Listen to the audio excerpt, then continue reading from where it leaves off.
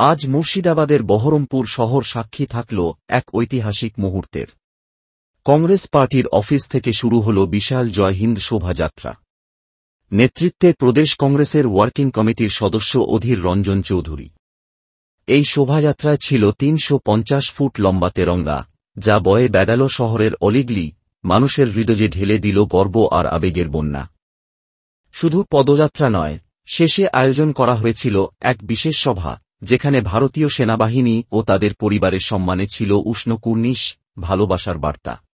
ভারতবর্ষের সামরিক বাহিনীর প্রতি আমাদের শ্রদ্ধা, তাদের প্রতি সম্মান, তাদের আত্মত্যাগকে স্মরণে রেখে আমরা আজ জয় হিন্দ যাত্রা এখানে করছি। এবং এই জয় হিন্দ যাত্রার পরিসমাপ্তিতে আমরা সেনাবাহিনীর যারা কর্তা ব্যক্তি, যাদের সঙ্গে আমাদের পরিচয় আছে, যারা এই জেলার বা তার পাশের জেলার, তাদেরকে আমন্ত্রণ জানিয়েছি, তাদেরকে আমরা সম্মানিত করতে চাই।